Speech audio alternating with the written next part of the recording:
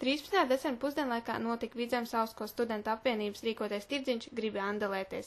Jau vairākas dienas pirms tirdziņa studentu vidū aktuāls bija kļuvis jautājums, vai tev mājās ir kādas sen iegādātas lietas, kuras ir visam labas, taču ikdienā tās stāv aizmirst kaut kur istabas stūrī, bērniņos vai pagrabā?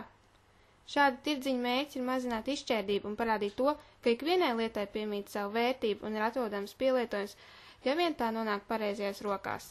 Kā stāsta organizatori, tad Vidzemes augstskolā ir bijuši līdzīgi pasākumi, tomēr tieši šāds tirdziņš, kur notiek andelēšanās, vēl nav bijis.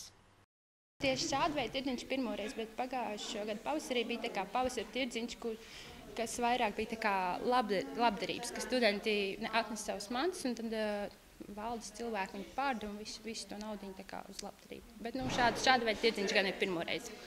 Aktivitāte no tirgotāja puses ir liela un piedāvāto preču klāsts ir dažāds, sākot no grāmatām un beidzot ar pannām. Un kā stāsta tirgotāji, tad katram ir konkrēts mērķis, kāpēc viņi ir šeit. Kas kaut reiz dzīvē ir pārvākušies, noteikti man piekritīs, ka pārvācoties gribās tikt no daudzām lietām vaļā, ja to tā var saukt. Un tāpēc es esmu arī šeit. Kaut ko arī iemainīt. Varbūt arī kaut ko pa brīvu atdot beigās, kādam būs interesi par bērnu drēbītēm. Ja es redzēšu kaut ko tiešām ļoti interesantu, ko es varētu tā kā iegādāties, tad es noteikti to izmantošu, bet vairāk jau tā kā pārdot. Arī tirdziņa apmeklētāji atzinīgi vērtē šādu pasākumu. Es domāju, ka ļoti laba ideja, lai tātad arī gan paši Vidzemes augstskolas studenti varētu piedalīties šādā tirdziņā un arī būtu citiem iespēja apmeklēt un tiešām kaut ko iegādāties. Un noteikti ir arī cilvēki, kam šādas lietas ir nepieciešamas.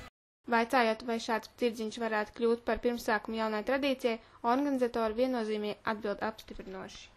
Jā, tieši tā.